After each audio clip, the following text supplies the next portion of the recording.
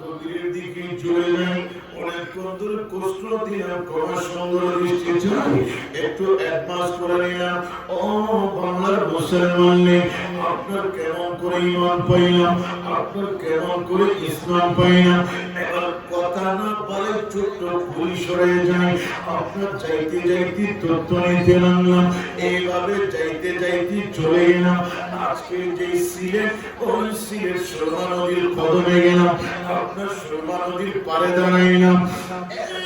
সুরমা নদীর আজ বাংলার মুসলমানদের ইমানি তত্ত্বপুঞ্জীবন আপনার কেমন করে পাইলাম, আপনার কি পদ্ধতিতে পাইলাম, একটু করে আওয়াজ পেয়ে যাবেন। শাহজালালের কদমের মধ্যে এলাম। ও বাবা শাহজালাল, আপনার সুরমা নদী কি বলতে চায় বলে বলতে লাগলেন, যখন 360 জন হরিণী আপনার সিলেট যখন যাইতে লাগলেন, আপনার সুরমা নদী মাথা নাই কোনো জাহাজ, নাই কোনো স্টিমার, নাই কোনো পারাবারজন, আপনার নাই কোনো কিছু। এখন কেমন করে পাই, আপনার কেমন করে যাই, ইমান কেমন করে দিই, ইসলামের ঝান্ডা কেমন করে তুলি, আপনার শাহজালালের বেলায়েতের আপনার তলোয়ার কেমনে করে চালায়, নাস্তিক সাম্রাজ্যবাদকে আপনার কদম তলে কেমনে দিই। এখন তো সুরমা নদী আছে, বাইরে একটু খেয়াল করবেন। আল্লাহ সত্যিকার যদি আল্লাহর বলি হয়, আপনার কোনো বাধা নাই, বন্ধ হলে বন্ধ হয়ে যাবে। যদি সত্যিকার আল্লাহর বলি হয়, আর কোনো বান্দা থাকবে না। সাক্ষ্য দিলেন, ও সুরমা নদী তথ্য দিতে লাগলেন। জগৎকে কি করে জানেন, একজন নয়, দুইজন নয়, আপনার শাহজালাল ইয়ামিনী রহমাতুল্লাহি আলাইহি ওই সুরমা নদীর মধ্যে কি করলেন, যেই নামাজে আপনার যেই মুসাল্লা, যেই জায় নামাজের উপরে আপনার বিছাই নামাজ পড়ে, বলুন না সুবহানাল্লাহ। ওই জায় নামাজকে আপনার যখন সুরমা নদীর উপর বসাই নিলেন, এই জায় নামাজ আর দুনিয়াবি কোন সুতার কোন জায় নামাজ নাই। এটা আমার আল্লাহর দয়া, আমার নবীর মেহেরবানি আপনার ইসলামের জন্য। এটা একটা ঈমানের জাহাজ বনে গেল। বলেন না সুবহানাল্লাহ।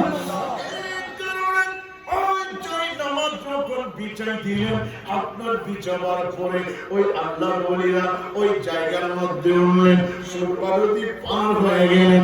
আপনার পার হয়ে যাওয়ার পরে ও মুসলমান, যিনি গোশত খাইতে দেয় নাই, গরুর গোশত যিনি খাইতে দেয় নাই, ওনাকে আপনার ইশারা করা হলো। আপনার কেমন করে জানেন, কারণ ইসলামী ক্ষমতা, ইসলামী পাওয়ার, ঈমানী পাওয়ার, এটার সাথে পৃথিবীর কোন শক্তি আছে নাই, আছে নাকি? আর আছে না? ইসলামের মোকাবিলায় আপনার কোন আর শক্তি আছে? আরেকটু চিৎকার দিয়ে বলেন না, আছে নাকি? এই জাতীয় কোন শক্তি নাই। প্যারে হাজিরিন, সেজন্য শাহজালাল বললেন এইভাবে আছে। আপনার মোতার যুদ্ধে হযরতে খালিদ বিন ওয়ালিদ একটা কাজ করেছিলেন। আপনার যিনি জাফর তাইয়ার কা মানা হে ওনার আপনার পাখি, ওই পাখির মতন তাইরুল বিমান, আপনার পাখি যেমন করে ওড়ে সেইভাবেই ওড়ে। আপনার জিহাদের পতাকা ছিল হযরতে জাফর তাইয়ারের হাতে, ডান হাতেই ছিল। একটু করে লক্ষ্য করেন, যুদ্ধের পতাকা ডান হাতে ছিল, আপনার ডান হাত শহীদ হয়ে গেল, বাম হাতে ধরলো, এটাও শহীদ হয়ে গেল। এবার জুবানে ধরলেন, সমস্ত আপনার শহীদ হয়ে যাওয়ার পরে আপনার যখন পতাকা যখন পড়ে যায়, খালিদ বিন ওয়ালিদ বলে আখাযার রায়াতা বিনফসি, আমাকে আর কেউ বলে নাই, আমাকে আর কেউ নিতে বলে নাই, কোনো পরামর্শের দরকার নেই। খালিদ বিন ওয়ালিদ ওই ইসলামের ঝান্ডা হাতে নিয়ে আর পিছে নাই।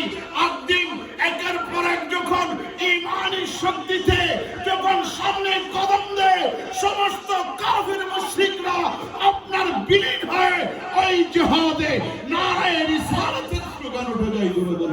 সুবহানাল্লাহ, সুবহানাল্লাহ। ঠিক তদ্রূপ ভাবে ওই বাংলার জমিনে শাহজালাল এমন ভাবে বেলায়েতের তলোয়ার উঁচা করলেন, এক না দুই শত অপশক্তি গর্গবিন্দ রাজা সহ কদম তলে দাহন করে আমার নবীর ইসলামের ঝান্ডা যখন তুলে দিল, বাংলার মুসলমান কলমার এবং ঈমানের সাথে সাথে আজকে তো গরু গোশত খাওয়া, গরু গোশত খাবার তো হবে অনাশা রাষ্ট্র ফেলে দিয়ে কিনতে লাগবেন যে গায়ে বুঝি জরুরি কি খেয়ে দিয়ে না খেয়ে না দেয়, কিন্তু তাকে সুযোগ করে দিতে পারে এক একটা দিনে যে না মোবাইল এবার কিছু দিয়ে আছে made in India, made in চীনা, মেড ইন থাইল্যান্ড, তারপরে আরো বড় বড় সুইজারল্যান্ড, তারপরে আরো যারা আরো ভোট দিলেন আমাদের ভোট বুঝাইতে চায় এই জিনিসটার প্রত্যেকটা মেড মাসনা পিছনে মেনে লেখা থাকে। ও বাংলার মানুষ ইসলাম কেমনে পাইলাম সেটা যদি রিচার্জ করেন, এই ইসলামের এই বাংলার যে ইসলাম আমরা পেয়েছি, যার এখানে প্রোভাইডার লাগতে থাকবে, ইনি আমার বাবা শাহজালাল শাহজালাল। জোরে বলুন না সুবহানাল্লাহ। আল্লাহ আমাদের বুঝার তৌফিক দিন, জোরে বলুন আমিন। আর কারণ কামরে বানামি আমিন। আমরা কোন ভণ্ডকে, আমরা ভণ্ডের কথা শুনতে রাজি না, ভণ্ডকে সমর্থন দিতে রাজি না, ভণ্ড সামাজিক ভাবে উচ্ছেদ করার দায়িত্ব হচ্ছে আমার আপনার সবার মিলিয়ে। হ্যাঁ, তাই কুফর অপশক্তিকে যারা শক্তি দেয় এরা একটা কুফরের সমর্যায়ে, সেও সমান। আপনার ডাকাতি যিনি করেন, ডাকাতকে যারা সহযোগিতা করে সেও ডাকাত, যিনি চুরি করে এই চুরকে যারা সহযোগিতা করেন সেও চুর। ঠিক তদুর একটা ইসলাম নিয়ে কেউ যদি কালোবাজারি করে, এই কালোবাজারি করা ইসলামকে কেউ যদি কালোবাজারি করে, তাকে যদি কেউ সাপোর্ট করে সুযোগ করে সেও কালোবাজারি। সুতরাং এই ঈমান আর ইসলাম নিয়ে কেউ ধোঁকাবাজি করা, খেলাধুলা করার, ঢিকবাজি করার কোন সুযোগ নাই। কেন? আপনার তামাম আউলিয়ায়ে কেরাম ভারতবর্ষে ইসলাম দেওয়ার পরে, যেহেতু আজকে আল্লাহর বলি উরুস নিয়ে কথা বলছি, ওই জায়গার মধ্যে যখন সম্রাট, আপনারা আকবর দা গ্রেট দেখেছেন, আলিফ লায়লার নাটক দেখেছেন, ওইটাই দেখে আপনারা খুশি হয়েছেন। তো যিনি আকবর দা গ্রেট ছিলেন, উনি করতে করতে করতে করতে এমন রাজা ছিলেন, এমন বাদশা হয়ে গেল, উনি কলমা পর্যন্ত শেষ করলেন, লা ইলাহা ইল্লাল্লাহ মুহাম্মাদুর রাসূলুল্লাহ সাল্লাল্লাহু আলাইহি ওয়াসাল্লাম। এটাই হচ্ছে আমাদের কলমা। উনি কলমা রেডি করলেন। আপনার কতগুলা ভাড়াটে মৌলবী ওখানে তখনকারও ছিল, এখনকারও আছে, ভবিষ্যতেও থাকবে। এইরকম কলমা পরিবর্তন করলে রাজা যদি বলে, যিনি প্রধান সে যদি বলে, আমি কলমাটা পরিবর্তন করতে চাই, তোমাদের একটু সহযোগিতা লাগবে, বলে আমাদেরকে দিয়ে একটা দপ্তর দিলে চলবে, আমরা করে দিব, কোনো সমস্যা নেই। এইরকম হাজার হাজার মৌলবীকে আপনার আকবর, সম্রাট আকবর কাছে এনে উনি কলমা পরিবর্তন করেছিল, লা ইলাহা ইল্লাল্লাহ আল আকবর খলিফাতুল্লাহ। জোরে বলবেন না নাউজুবিল্লাহ। উনি কি করেছেন? সরাসরি কলমা পর্যন্ত শেষ করে ফেলেছে, লা ইলাহা ইল্লাল্লাহ আল আকবর খলিফাতুল্লাহ। তখন একটা মহান আল্লাহর ওলি, চারটা বড় তরিকার ভিতরে যিনি মুজাদ্দিদ আল-ফিসানি রাহিমাতুল্লাহ আলাইহি ছিলেন, উনি আসলেন।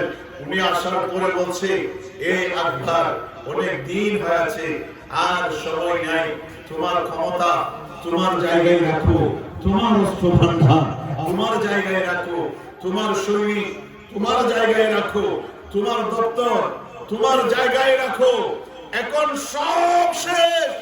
এই আকবর, তোমাকেই বলা হলো সেকেন্ডের ভিতরে ওয়ারনা বখশম মুলকারাত দিগরে কিয়ত দাঁড়ায়, তোমার চেয়ার পাল্টায় এই রাজ্যের রাজা কলিকের মধ্যে পরিবর্তন করব আমি, মুজাদ্দিদ আল-ফিসানি। জোরে বলুন সুবহানাল্লাহ।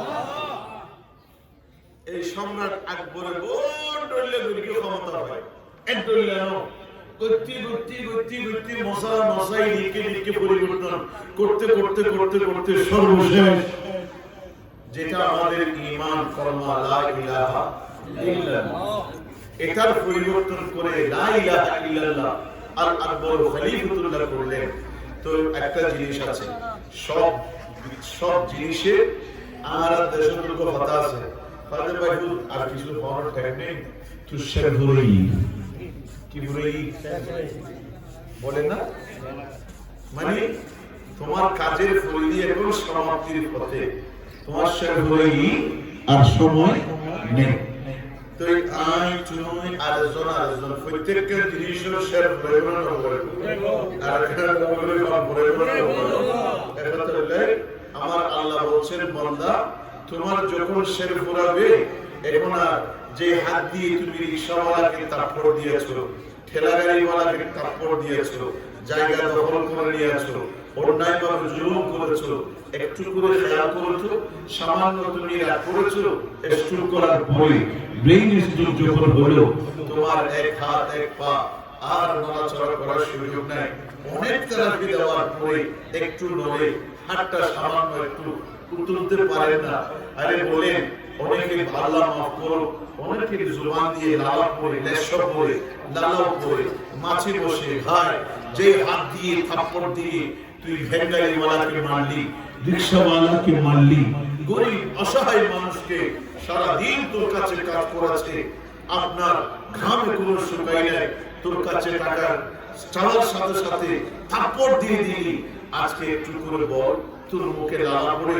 একটু মাছি বসে তোর হাতটা দিয়ে মাছিটা একটু তাড়াই রে বলে এখন আর সব সুযোগ নাই বলে এখন তো শেষ আর হাত তোলার কোনো সুযোগ নাই সেজন্য আমার আল্লাহ বলে বান্দা হুঁশিয়ার হয়ে যাও ওয়াত্তাকু ইয়াওমান তুরজাউনা ফীহি ইলাল্লাহ বান্দা সব কিছু শেষ করে যেদিন তোকে কাঁধে তুলে চার কাঁধের উপর তুলে আল্লাহ রাব্বি মুহাম্মদ নবী সাল্লাল্লাহু আলাইহি ওয়াসাল্লাম আমার নবীর উম্মতের পক্ষ হয়ে তোকে স্লোগান দিয়ে চার তাকবীরের সহিত জানাজার নামাজ আদায় করে তোকে যখন কবরে দিবে আপনার বলার সময় বলবে আল্লাহু রাব্বি আপনার বলার সময় দেওয়ার সময় বলবে বিসমিল্লাহি ওয়া আলা মিল্লাতি রাসূলিল্লাহ এটা দিয়ে সবাই শেষ যারা আদায় করেছেন জানাজা এরাও শেষ কিন্তু ব্লাড কালেকশন যারা আছে ওরা সর্বশেষ মাটিটা দেওয়ার আগে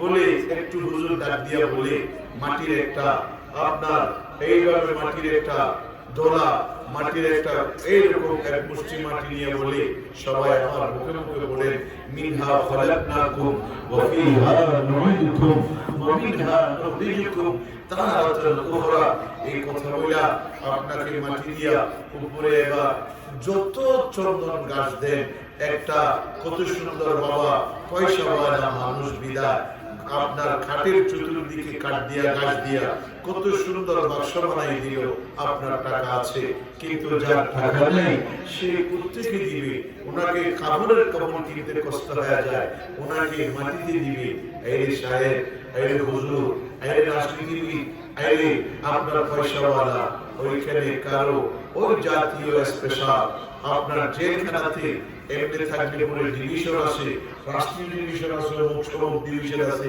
সব ডিভিশন এখানে পৃথিবীতে আছে কবরে দেওয়ার পরে এনি 1% ডিভিশন যা যিনি হচ্ছেন আশিকে রাসূল নজরুল বলুন সুবহানাল্লাহ এই খবরে শুধু একটা ব্যক্তিকে আপনাকে প্রমোশন দেওয়া হবে যিনি আমার নবীর আশিক জোরে বলেন সুবহানাল্লাহ তো সেজন্য আশিকটা হচ্ছে ঈমানের সাথে সম্পর্ক আল্লাহ আমাদের হেফাজত করুন কবুল করুন আগামী দিনে আমরা নিজকে গঠন করে নবীর পথে যাওয়ার তৌফিক দান করুন জোরে বলুন আমিন আল্লাহুম্মা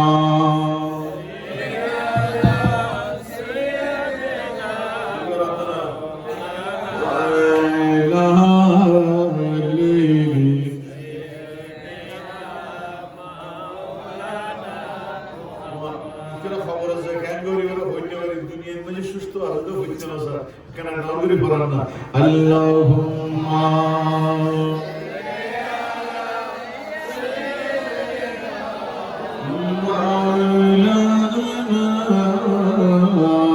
Muhammad ba'ala alayhi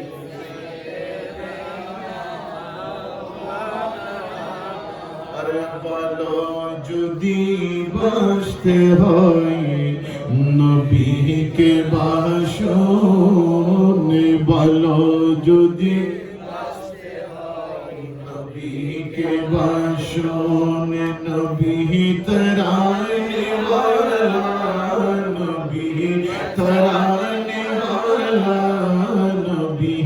बचाने वाला नबी तराने वाला नबी बचाने वाला प्राणের চেয়ে বেশি প্রিয় প্রাণের চেয়ে বেশি প্রিয় নবীকে জানো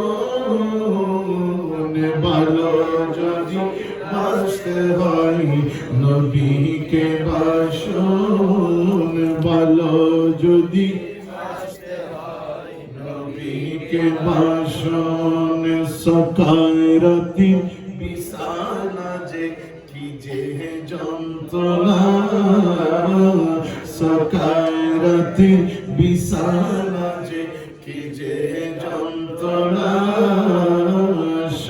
সাগরের পানি দিল তৃষ্ণা মিটে না সুবহানাল্লাহ সুবহানাল্লাহ এটা কঠিন ব্যাপার কেমন করে বোঝায় আগে নিজকে বুঝতে হবে আমি এটা ভালো কাজ এটা আমাকে নিজকে বুঝতে হবে এটা আমার পাপ সেটা আগে নিজকে বুঝতে হবে যতক্ষণ না নিজে বুঝবেন না এতক্ষণ পৃথিবীর কোন ঔষধ আপনাকে কাজ করবে না এমন হাদিসে পাকে আছে যখন আপনার সকারাত চলবে তাম জগতের পানিগুলা চারজন দায়িত্বপ্রাপ্ত ফেরেশতা থাকে তো আপনার একজন যিনি সকারাত চলে সে তাকে বলা হবে এখানে একজন ফেরেশতা আছে খাবার যিনি রিজিক তালাশ করে আপনার আনবে তো যিনি আপনার পানির দায়িত্বে ফেরেশতা থাকবে তো আপনার যখন হায়াতের বাজেট শেষ হয়ে যাবে ওই দায়িত্বপ্রাপ্ত ফেরেশতা যিনি আপনাকে পানি যোগাবেন সে বলে হ্যাঁ সকারাত তোমার চলে তুমি একজন আল্লাহর বান্দা আমিও আল্লাহর হুকুমে চলি ও আল্লাহর বান্দা তুমি চাচ্ছ পানি আমি সারা জগৎ তোমার জন্য পানির তালাশ করে এসেছি যে তোমার নামে আল্লাহ যে পানিগুলা বন্টন করেছে সেখান থেকে এক ফোঁটা পানিও তোমার নামে কোথাও আছে কিনা আমি চেষ্টা করেছি বান্দা পৃথিবীতে তোমার জন্য আর কোনো রিজিকের পানি আর নাই সুতরাং আমি তোমার খেদমতে ছিলাম আর আমি তোমার কাছ থেকে বিদায় নিচ্ছি আল্লাহু আকবার বলবেন না এটা কিন্তু খুব সেজন্য আমরা সুস্থ অবস্থায় অসুস্থ অবস্থায় যে কোনো সময় আমরা আল্লাহর কাছে দোয়া করি ওয়াজআল আখিরা কালামিনা ইনদা সাকারাতিল মাউত সাকারাতের মওতের সময় আল্লাহ তুমি আমাদেরকে ঈমান এবং ক্ষমা নসিব করো আমিন বলি না কেন একজন বান্দা সারা পৃথিবী সৃষ্টি জগৎ ফেরেশতা তালাশ করে আসার পরে ওই ব্যক্তিকে বলবেন ব্যক্তি ও আল্লাহর বান্দা তোমার জন্য আমি চেষ্টা করেছি আল্লাহ আমাকে দায়িত্ব দিয়েছিল তোমার পানির সুতরাং আমি সব জায়গা ঘোরাফেরা করে চলে আসছি বান্দা তোমার নামে আর এক ফোঁটাও পানি বর্ণিত পানি আমি তোমার জন্য পাই নাই বিদায় আমি তোমার খিদমত থেকে আমি আমার মুনিবের কাছে চলে যাচ্ছি আল্লাহু আকবার বলে সুতরাং ওই সময় আমাদের কঠিন সময় ঈমান আমার নবী এটা আমাদের জন্য বড় নিয়ামত আল্লাহ কবুল করুন আমিন আরে সাকারাতির বিছানা জি কি যে যন্ত্রণা সাকারাতির বিছানা জি কি যে যন্ত্রণা সাগরের পানি দিল তৃষ্ণা মিটে না আরে সাগরের পানি দিল তৃষ্ণা মিটে না আরে কাউসারের পানি দিবেন কাউসারের পানি দিবেন শাহে মদিনা সুবহানাল্লাহ বলেন আরে কাউসারের মালিক যিনি কাউসারের মালিক যিনি তাকে চিনো ভালো যদি বাঁচতে হয় নবীকে বাসন ভালো যদি বাঁচতে হয় নবীকে বাসন সুবহানাল্লাহ বলেন এই জায়গার মধ্যে একটা ছোট্ট পরিসরে ইশারা আছে তো পানি তো নাই এখন কি খাবেন বলে একটা বিষয় আছে যদি আপনাকে আমার আল্লাহ তৌহিদ নবীর রিসালাত ঈমান এবং ইসলাম যথাযথ যদি হয় সহিহ আকীদার ভিত্তিতে, আমার নবীর কাছে কিছু স্পেশাল বাজেট আছে। সেই বাজেটের নাম হচ্ছে হৌজে কাউসার। যারা বলেন না সুবহানাল্লাহ। এটা আমার নবী কে আল্লাহ ইন্না আতাইনা কাল কাউসার, এটা আমার নবীকে দান করেছে। সুতরাং আপনি যদি আপনি ঘরের মালিক হয়ে আপনার ঘরের সদস্যদের জন্য যদি আপনি এই নিয়ামত উন্মুক্ত না করবেন কার জন্য? তা আমার নবী বলে, উম্মত আমি তো কাউসারটা নিয়েছি আমার উম্মতের কঠিন সময় দেওয়ার জন্য। সুবহানাল্লাহ।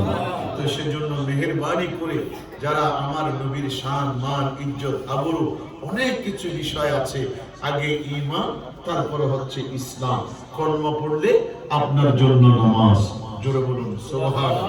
আপনি ঈমান আনেন নাই, যাকাত দিলেন, নামাজ পড়লেন, রোজা রাখলেন, কবুল হবে না। কথা বলেন কবুল হবে? আগে আপনাকে ঈমান আনতে হবে। আগে ঈমান, তারপরে হচ্ছে ইসলাম। ইসলাম মানে আপনার যত ধরনের আমলযোগ্য বিষয় যেগুলা দিয়ে আপনি এখানে আছেন। আমি এই আমার দেহটা হচ্ছে ঈমান, বাইরে যেগুলা পড়েছি এইগুলা হচ্ছে আমার ইসলাম। তা আমার যদি দেহটা না থাকে আপনি পোশাকটা পরবেন কোথায়? ঈমান না থাকলে আপনি ইসলাম লাগাবেন কোথায়? আল্লাহ আমাদেরকে বোঝার তৌফিক দিন। আমিন। শুরু বলেন না আমিন। আল্লাহুম্মা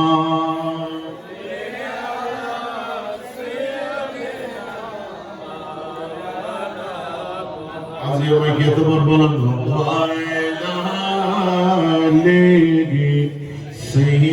سيدنا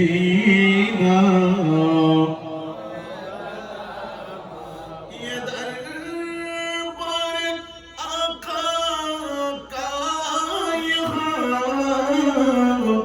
अपनों को क्या कहना, यहाँ से हाँ तो खाली गैर भी जा करते। अल्लाहुम्मा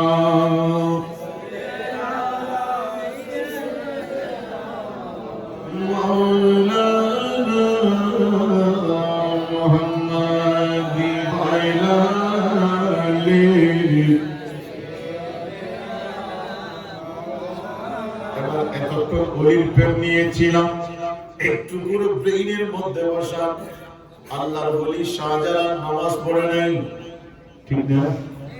হ্যাঁ, নামাজ উনি নামাজ ছেড়ে দিয়েছেন। আরেকটু জোরে সুরে বলেন। যারা আল্লাহর ওলি হয়েছেন ওরা কখনো নামাজ ছেড়েছেন, হারাম খেয়েছেন, সুদ খাই না, ঘুষ খাই না, বেবিচার করি না, জুলুম করি না, নামাজ তরক করি না, রমজান রোজা ছেড়ে না, নসরে। তাইলে যারা আল্লাহর ওলি এদেরকে আমরা যারা মানব, বড় কখন দুঃখ লাগে একটু করে বলি। মুসলমান, আমরা কর্ম পড়লাম, ইসলাম পালন করতে না, দুঃখ কোন জায়গায়? একটু করে ব্রেইনের মধ্যে বসা। কিয়ামতের ময়দান শুধু সরাবার কাদিরের জন্য নয়, আপনার মঞ্জু ভাইয়ের জন্য নয়, দুনিয়ার মধ্যে যত সৃষ্টি আছে সবার জন্য বলি কিয়ামত কায়েম করবে, ঠিক কিনা? কিন্তু মূল কথায় আসে, সারা বছর ঈমান আল্লাহ মুসলমানের পরিচয় দিলাম, জায়গার মধ্যে রাহাত তার ভুল মনে করেন। একটা আপনার খাজা হোটেল ছিল, অথবা আপনার কোন বড় নাম দিয়ে হোটেল ছিল, চট্টগ্রাম হোটেল মনে করেন, অথবা ইসলামিক কোন হোটেল মনে করেন। এই নবীর উম্মত সবচাইতে হৃদয় ব্যাংকে রক্ত খনন হয়ে যায় কখন জানেন? মুসলমানের ছেলেরা যখন মাহে রমজানুল মুবারকে রমজান মাসের মধ্যে ওই রকম মুসলমান হোটেলের উপরে আপনার হিন্দু হোটেল লিখে দিনের বেলায় যখন মুসলমান রোজা না রাখে, হিন্দু হোটেলকে সমর্থন করে মুসলমানের সন্তান যখন খাবার গ্রহণ করে তখন হৃদয়ের মধ্যে রক্তক্ষরণ হয়। ও নবীর উম্মত, কিয়ামতের ময়দানে কেমন করে চেহারা দেখাবি?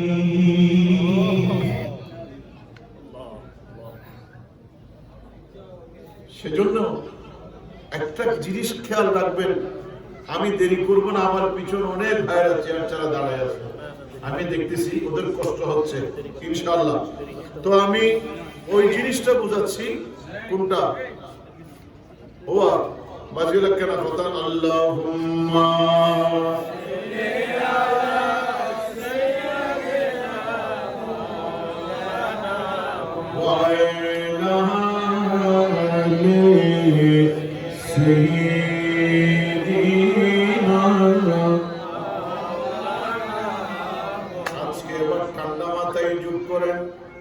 বাংলাদেশের মুসলমান নয়, বিশ্বের মুসলমান আমাদেরকে নিয়ে খেলা করছেন। পশ্চিমারা ঠিক কিনা? ঠিক কিনা? দানাভাবে নসাইল খতানো হয়ে আপনার পশ্চিমারা আমাদের মুসলমানদেরকে নিয়ে আমাদের মাথা নিয়ে ফুটবল বানায়। ওরা আপনার গেম খেলতে লাগলেন। কতক্ষণ হয় যে ইন্দিজা, কতক্ষণ বলে ওই দিকে যান। সব দিক দিয়ে যাই না কেন মুসলমান যারা আছি ওদেরকে দালাল বানাই, ওদেরকে অবিশ্বাস্য বানাই। আজকে মুসলমান নিয়ে কেন করতে লাগলেন? এর পিছনে কারণ কি জানেন? বর্তমান সমাজ, বর্তমান ওই মসজিদ আছে, মসজিদের পাশেই দোকান, আশেপাশেই দোকান। সারাদিন আমার মুসলমান ভাইরা ওই জায়গার মধ্যে বসে চা পান করে, গল্প গুজব করে, মসজিদের সেনের মধ্যে বসে, পুকুরের ঘাটে বসে। কিন্তু ভাইরা যেই মাত্র আপনার আযান হলো, আযানের সঙ্গে সঙ্গে অনেক মানুষ মসজিদ পিছ দিয়ে চলে আসে। ঠিক কিনা? আর একটু জোরে জোরে বলেন না, ঠিক কিনা?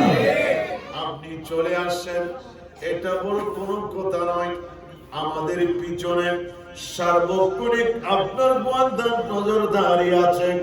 কিরি কিরি কিরি মুসলমান কি অবস্থার মধ্যে আছে দেখো, ওদের ঈমানি শক্তি কেমন দেখো।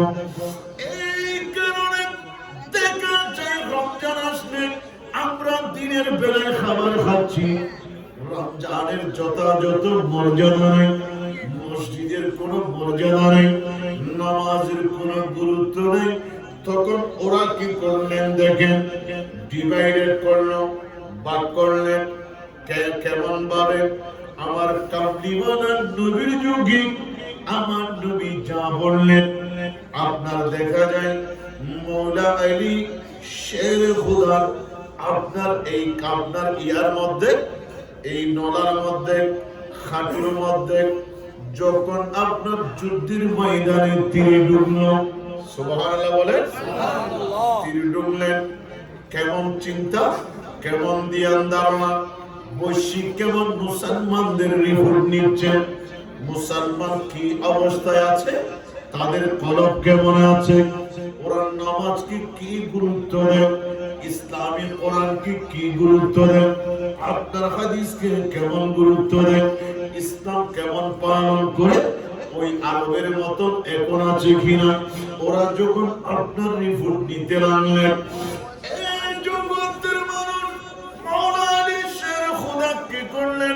আপনার যখন এই খাটুর মধ্যে তিনি যখন ঢুকে, সাহাবায়ে কেরাম অনেক চেষ্টা করলেন ওখান থেকে বের করার জন্য, আপনার সম্ভব হয় না। হুহা চিল্লাপাল্লা আরম্ভ করলেন। কেমন আলী জানেন, যিনি খাইবরের যুদ্ধে 800 এইরকম আপনার একটা আঙ্গুলের টেলা দিয়ে আপনার ওই গির্জার দেওয়ালকে ফেলে দিয়েছিল, এমন একজন মৌলা আলী শের খোদা আপনার তীর যখন ঢুকে গেলেন, চেষ্টা করলেন, অনেক চেষ্টা হলো, তীরটা নিতে পারে নাই। এই নবীর উম্মত শুনো, আপনার যখন আমার নবী রহমতের পিছনে ওই নামাজের যখন ইবতিদা করলেন, আল্লাহু আকবার বললেন, তখন তীরটা যখন টেনে নিলেন অটোমেটিকলি বের করে নিল। কোনো হাইহুল্লাস নাই, কোনো হোহা, কোনো শব্দ নাই। নামাজ শেষ করে মৌলা আলীর কদমে গেলেন। ও আলী রে, একটু করে নিয়ামতের মেসেজটা জানতে চাই। ও আলী বলো না, নামাজের আগে অনেক চেষ্টা করলাম, তীরটা নেওয়ার জন্য কোনো ধরনের সম্ভব হয় নাই। আপনার যখন নামাজে দাঁড়িয়ে গেলেন, ও আলী তীরটা নিলাম, কোনো খবরে নেই।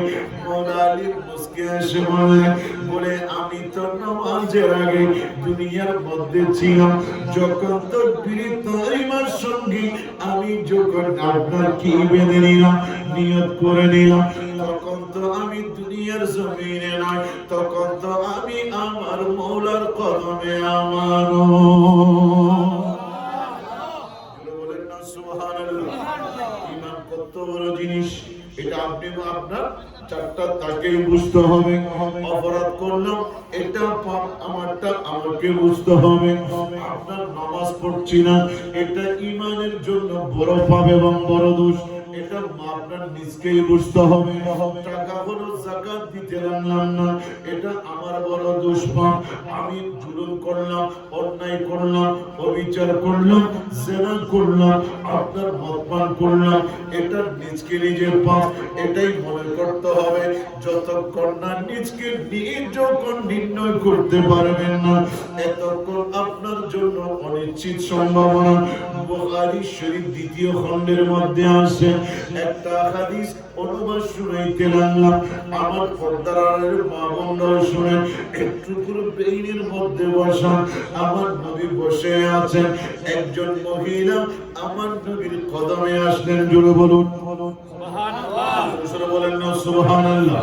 দেখেন কত সুন্দর ইসলাম, কত সুন্দর নিয়ম, কত সুন্দর কানুন আমার নবী কি নিয়ামত দিয়ে গেলেন।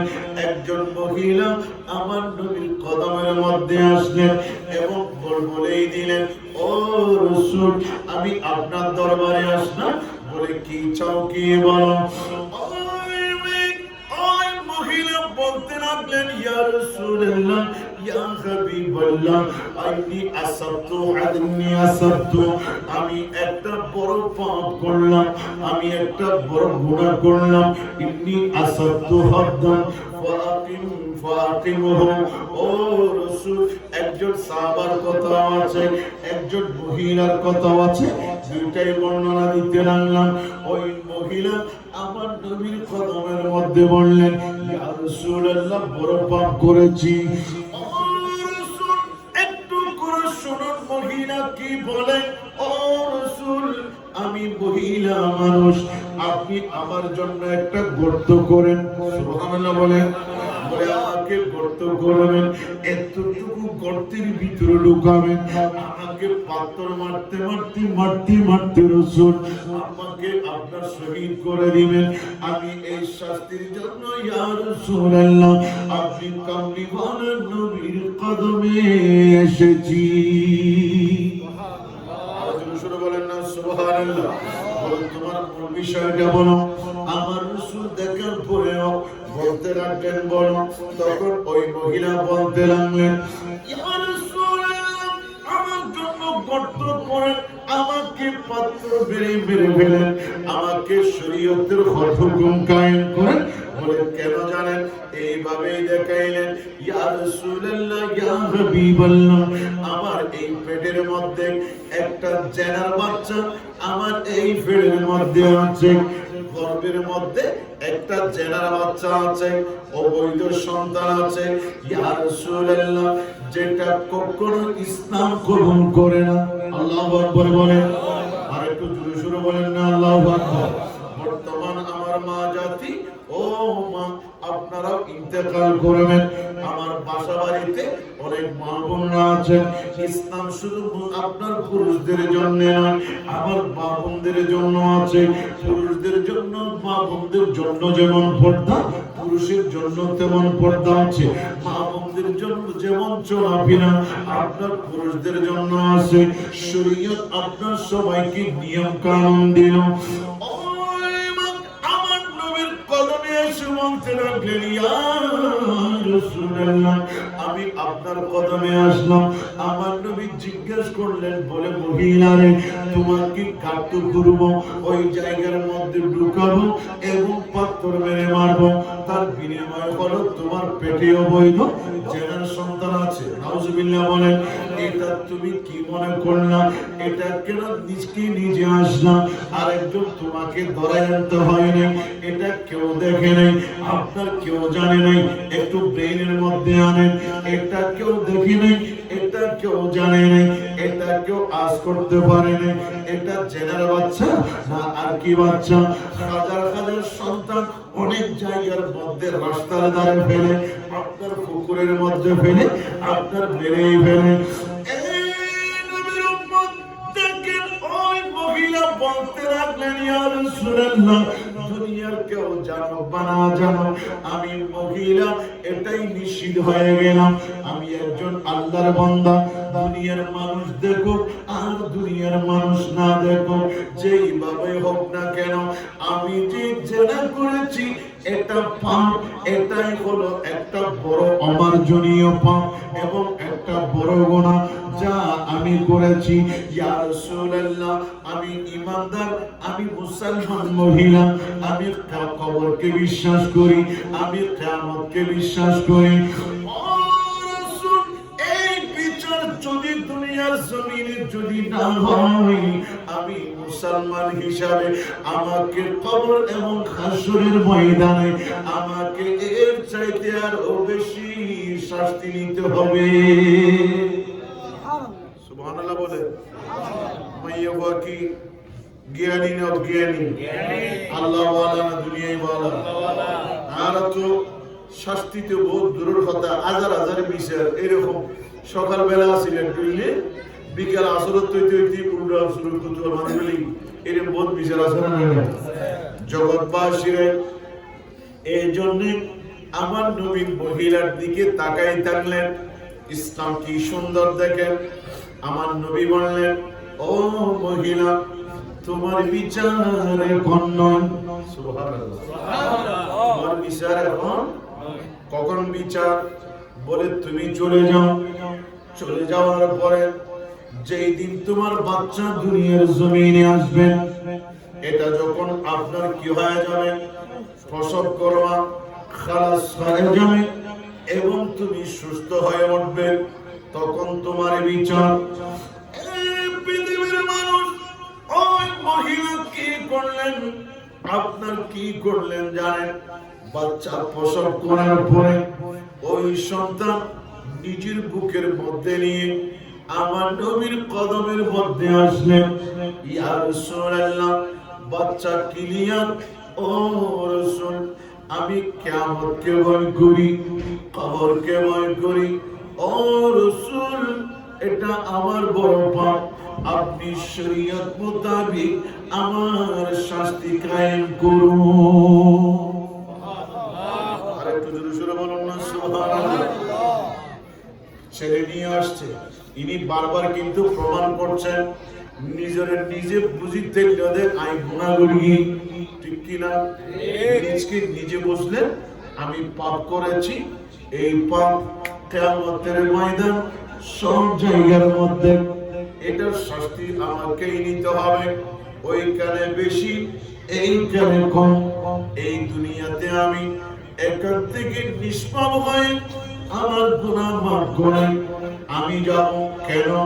আমি কলমা পড়েছি আমার মদিনাওয়ালার নবী। আরো ডাউন করে পড়না সুবহানাল্লাহ। এখন আমার নবী ইসলাম কত সুন্দর গর্বের মধ্যে নিয়ে আসছিলেন। আমার নবী আপনার বিদায় করে দিলেন, যা বাচ্চার প্রসব হইলে আসিও।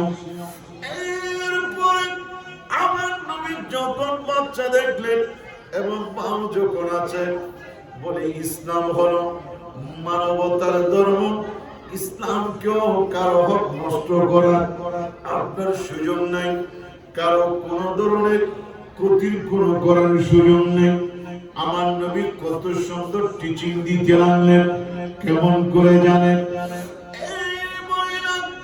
যাও যাও, তোমাকে আবার 2 বছরের জন্য রুখসত দিলাম। সুবহানাল্লাহ। কেন কেন দিলাম জানো? আমার আল্লাহ কোরআন শরীফে একটা হক বর্ণনা করলেন, কি জানেন? ও মা, আমার মা জাতিরা শোনো, মাইকের আওয়াজ যতটুকু যায়, আজকে মা বোনদের শরীরের মধ্যে ব্লাড ক্যান্সার সহ বিভিন্ন রোগে আক্রান্ত হয়ে যাচ্ছে। দিন ধর্ম কেমন সুন্দর মা জানো? আমার নবী কি করলেন দেখেন।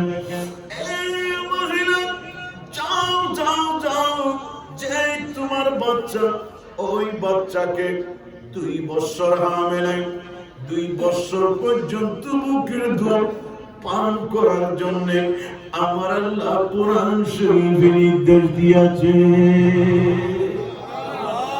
কয় বছর বলেন? আর কেন না করে কোনো কয় বছর? এই দুধ, এটা কেমন দুধ জানেন? আপনিও পান করলেন, আমরাও পান করলেন, যার নাম হলো মা। আমার বুকে কে দিলেন?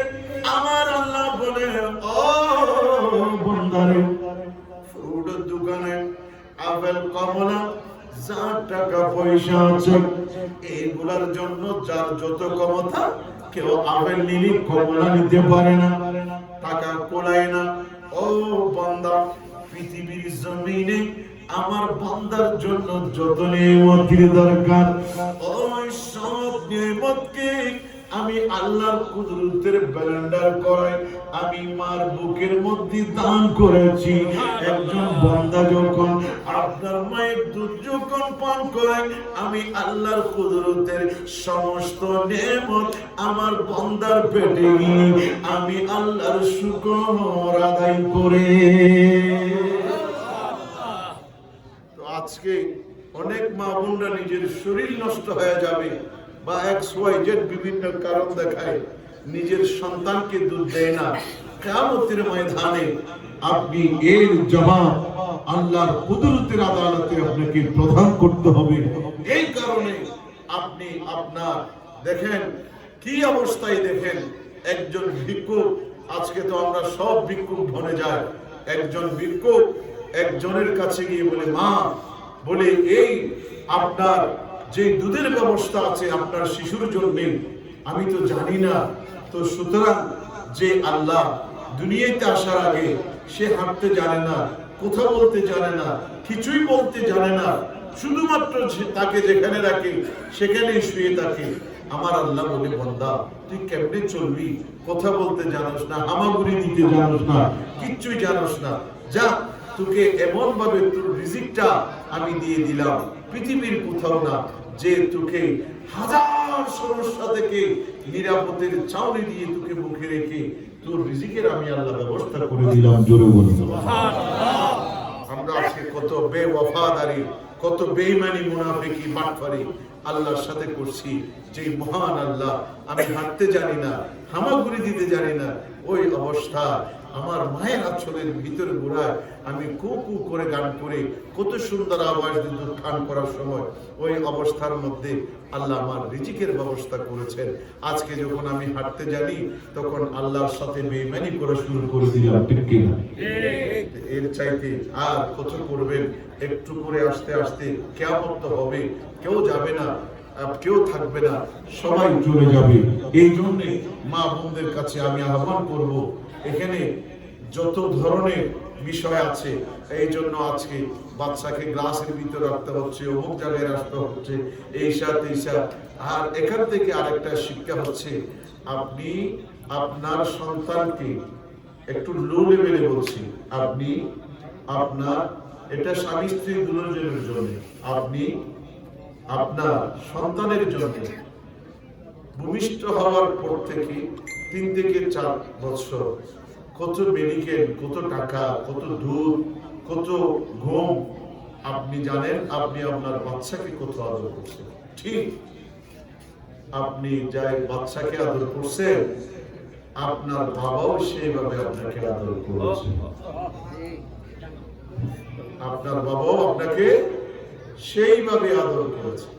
সুতরাং আপনার বাচ্চারা যদি আপনার বাবার সাথে কোনো একটা সময় বেঈমানি করে কথা বলে বা বেয়াদবিমূলক কথা বলে, তাইলে আপনার কেমন লাগবে? ঠিক আপনিও যদি আপনার বাবার বেলায় সেই চিন্তাটা আপনি করেন, আপনি কখনো মা বাবার সাথে বেয়াদবি করবেন না। সবসময় নিজের মা বাবার কদমে আপনি লুটে থাকবেন। যদি আপনার সন্তান থেকে আপনি নিজেই শিখেন। আল্লাহ আমাদেরকে হেদায়েত দান করুন। আল্লাহুম্মা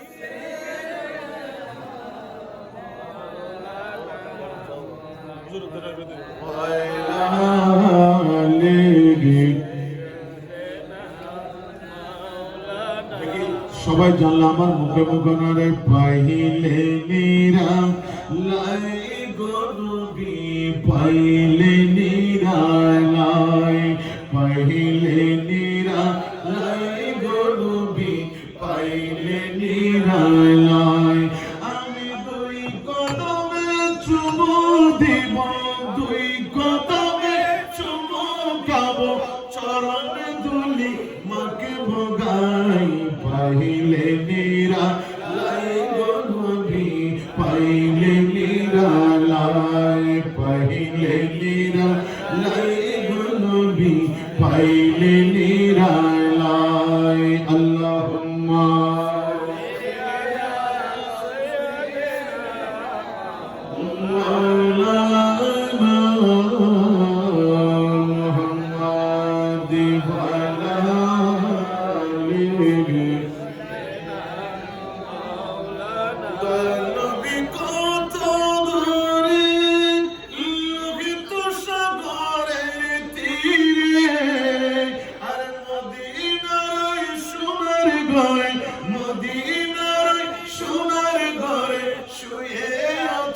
সর্বদাই পাইলে নিরা লাই গরবি পাইলে নিরা লাই পাইলে নিরা লাই গরবি পাইলে নিরা।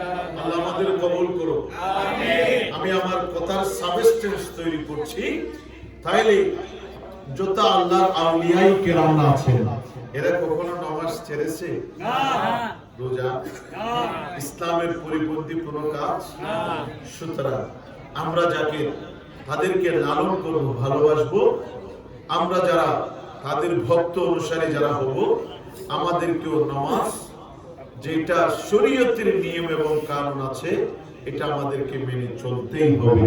হ্যাঁ, এটা যদি নামাজ নাই, রোজা নাই, হজ নাই, তসবিহ নাই, হালাল নাই, হারাম নাই, কিচ্ছু নাই, আপনি উরুস একটা আসছেন, মহিষ একটা জবাই করে মানুষকে খাবার দিলেন, উরুস করছেন, এটা কি?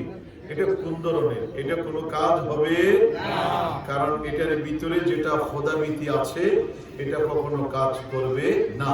সমস্ত স্তরকে কদম তলে দিয়েছেন আল্লাহর ওলিরা রূহানি শক্তি দিয়ে। সুতরাং বর্তমান প্রেক্ষাপটে যদি আমরা মুক্তি পেতে চাই, আল্লাহর ওলিদের দেওয়া পথ এবং মত কোরআন সুন্নাহর আলোকে অনুসরণ অনুকরণের মাধ্যমে এদের যে আদর্শ দিয়ে ওরা এলাকা দেশ বিজয় করেছিল, এলাকা বিজয় করেছিল, মানুষের কলবে যে তাকওয়া ওরা দান করেছিল, সেই পদ্ধতিটা যদি আমরা অবলম্বন করতে চাই, তাইলে কোরআন সুন্নাহর বিপরীত কোনো অবস্থান চলবে না।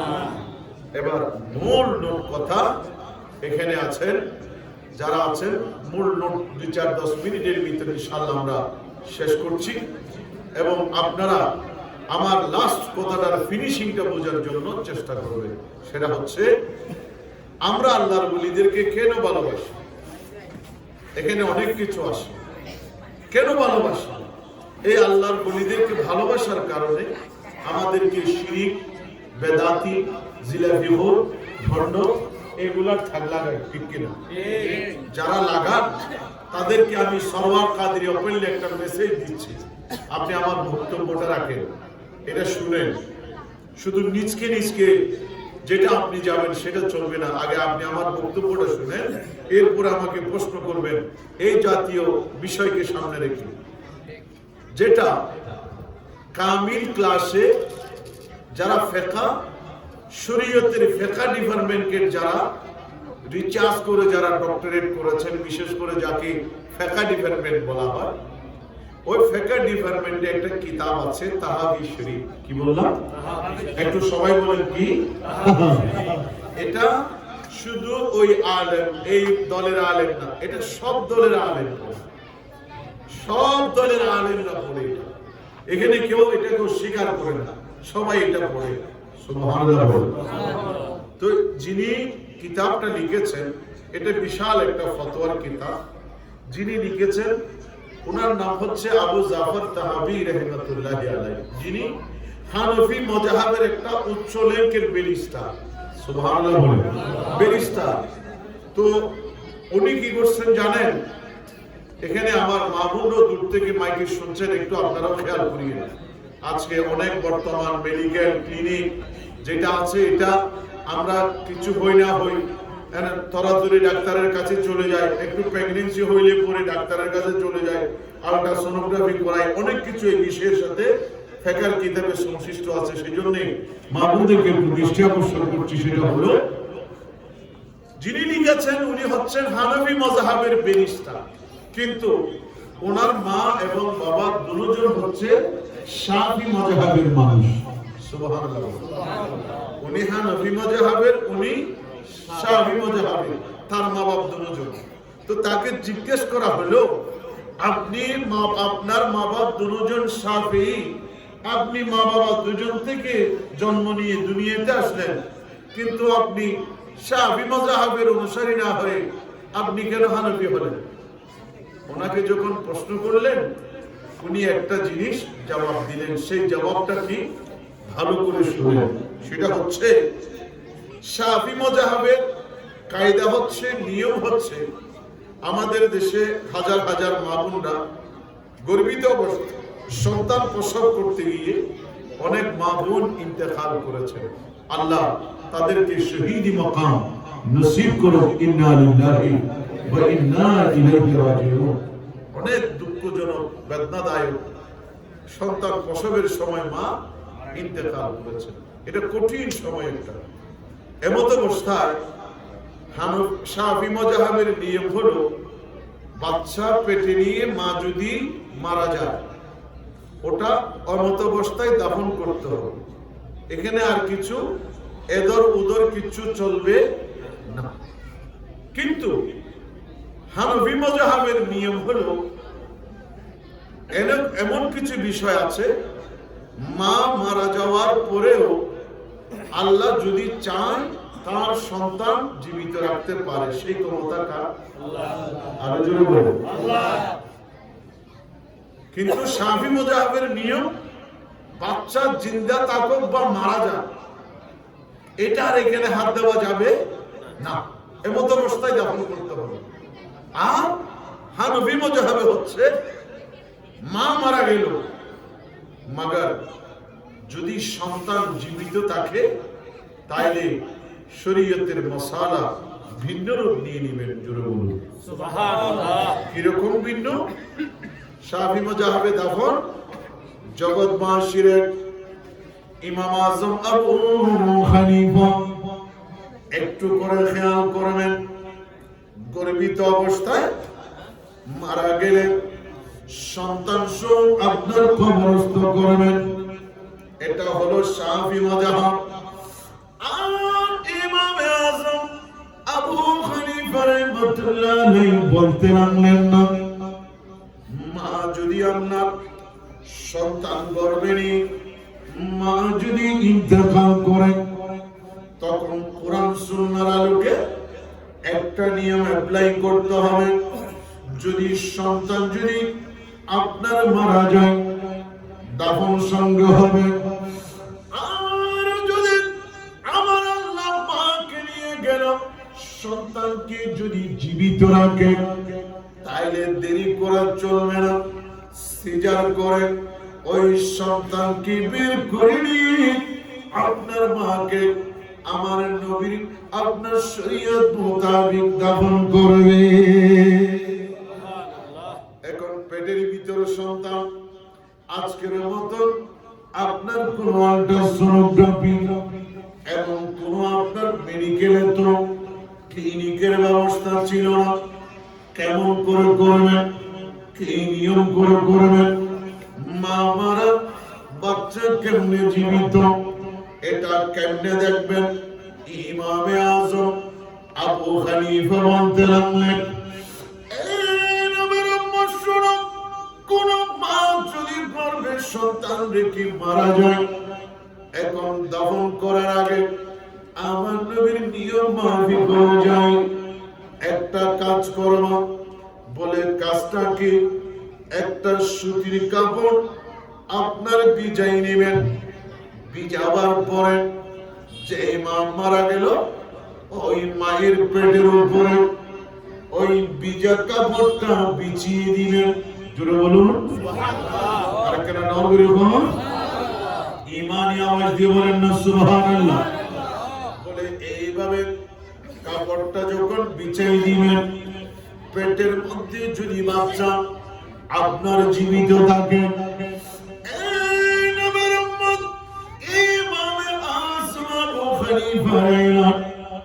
বাচ্চা যদি জীবিত থাকে তাহলে ওই আপনার সুতির কাপড়, বিজানো কাপড় বেশিক্ষণ ভিজা থাকবে না, সঙ্গে সঙ্গে শুকিয়ে আসবে। সুবহানাল্লাহ বলেন। আর যদি আপনার না শুকায় তাইলে আপনার বাচ্চা দুনিয়ার জমিনে জীবিত নাই, ওনার ইন্তেকাল হয়ে গেল। ঠিক তদরূপ ভাবে যিনি তাহাবি শরীফ যিনি লিখলেন, আবু জাফর তাহাবি, উনি হানাফি মাযহাবের মানুষ, মা বাবা দুজন শাফি মাযহাবের মানুষ। জিজ্ঞেস করলেন, আপনি শাফি না হয়ে আপনি কেন হানাফি হলেন? উত্তর দিতে লাগলেন, এই নবীর উম্মত শুনো, আমি এমন একজন মানুষ, আমি এমন একজন বন্ধু, আমি এমন একজন আলেম এবং ওলি, আমি এমন একজন ফেরেশতা যার মা দুনিয়ার মধ্যে তাকে গর্ভের মধ্যে নিয়ে আমাকে গর্ভে নেওয়ার পরে যেই দিন প্রসব করবেন, ওই দিন আমার আম্মা যান আমার বুড়ির ডাকে, আল্লাহর ডাকে, আমার আল্লাহ ওনাকে ইন্তেকাল দান করলেন।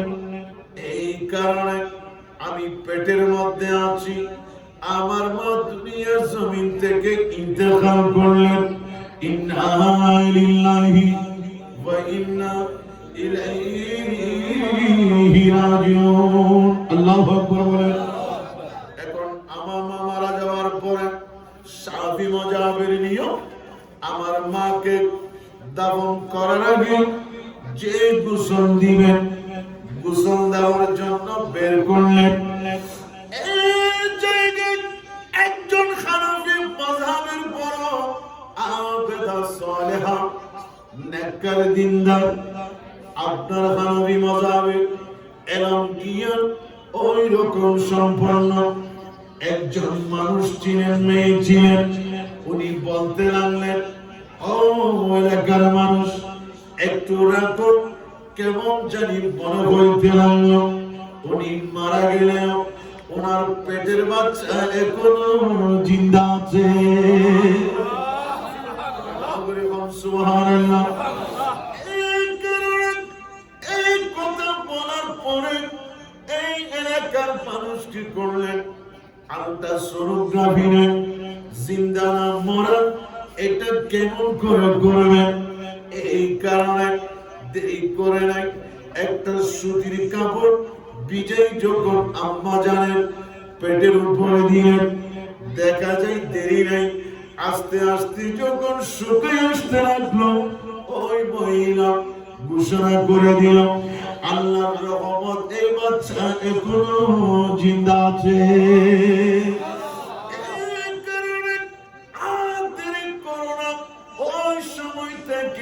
মা বোনদেরকে সিজার করে বাচ্চা আনার সিস্টেম কাস্টম চালু হলো। কিতাব খুলে দেখেন তাহাবি শরীফ আল্লামা আবু জাফর তাহাবি জামিয়ার মধ্যে আমরা পড়লাম কামিল ক্লাসে এই তথ্য পেয়ে যাবেন। সুনির্দিষ্ট তথ্য আপনার ব্রেইনে আসবে। ভাইরা আমার, আবু জাফর তাহাবি বলতে লাগলেন, এখন কি হলো, আমার আম্মার ইন্তেকালের পরে ওইখান থেকে আমাকে সিজার করে বের করলেন। সুবহানাল্লাহ বলেন। ওখান থেকে বের হওয়ার পরে আম্মা কবরে গেল, আর আমি দুনিয়ার মধ্যে ইলমে কোরআন, ইলমে হাদিস, ইলমে ফিকহ, উসুলে ফিকহ, উসুল হাদিস, ইলমে দ্বীন, ইলমে বুদি, ইলমে মানি, ইলমে মুনতাক, ইলমে বালাগাত, ইলমে হিসাব, ইলমে মুহাসাব, আপনার ইলমে বুদি, এইভাবে আপনার এক ধরনের নয়। এই জগতের মানুষ আপনার জ্ঞান অর্জন করতে করতে করতে আমি আবু জাফর হানাফি মাযহাবের একজন বড় ব্যারিস্টার হয়। শুধু ব্যারিস্টার নয়, ও সম্পর্কে দুনিয়ার আনন্দের আপনার অভিমত হলো। আমি আপনার সবাই বললেন উনি একজন বড় মাপের আলেম নয়, উনি হচ্ছেন একজন বড় আল্লাহর মকবুল ওলি। আর জোরে জোরে বলুন না সুবহানাল্লাহ। এখন কম্পেয়ার করতে লাগলেন, ও আবু জাফর তাহাবি, আপনার খিদমতের মধ্যে আজ শাফি কেন হলেন না, আপনি হানাফি কেন হলেন? এবার বলতে লাগলেন, আমি যদি শাফি মাযহাব, মা বাবার যদি মাযহাবে আমি যদি থাকতাম, এতদিন দুনিয়ার জমিনের মধ্যে এসে এতগুলা কিতাব আপনার দুনিয়ার মধ্যে থাকা, এত নিয়ামত আমার সুযোগ হতো না, কবরের মধ্যে চলে যাইতে হতো। এই নবীর উম্মত যেহেতু আমাকে হানাফি মাযহাবের এই নিয়ম কানুন আমাকে দুনিয়ার জমিনে আসার একটা নিয়ামতের দরজা খুলে দিল, এই কারণে আল্লাহর দরবারে শুকরিয়া আদায় করার জন্য আমি এই হানাফি মাযহাবকে লালন করি। সুবহানাল্লাহ বলেন, আর একটু জোরে বলেন না সুবহানাল্লাহ। এবার এই মাসালা থেকে এই সাবস্টেন্স তৈরি করি। ও সরওয়ার কাদের সুন্নি আলেম বলেন, আল্লাহর ওলির প্রেমিক বলেন, আপনার সুফিবাদ বলেন, আপনারা কেন আল্লাহর ওলিদেরকে কেন মানেন, আপনার কেন লালন করেন? টাকার জন্য নয়, আপনার পয়সার জন্য নয়, নিজের সম্মানের জন্য নয়, টাকা পয়সা জমিনের জন্য নয়, বড় ধরনের কোন সম্পদের জন্য নয়। জগতের মানুষ আপনারা কেন সম্মান করেন, কেন লালন করেন? বলে শুধু একটা কারণে, যদি আল্লাহর ওলিরা যদি এই রাস্তা দিয়ে ভারতবর্ষ বাংলার জমিনে যদি না আসতো, আমরা সিঁড়ি সিঁড়ির মধ্যে থাকতাম, আমরা বড় বড় নরবড়ের মধ্যে থাকতাম। আজকে আল্লাহর ওলিরা এসে ইসলাম এবং ঈমান দেওয়ার কারণে আল্লাহর শুকরিয়া আদায় করে আমরা ওই আল্লাহর ওলিদেরকে স্মরণ করি।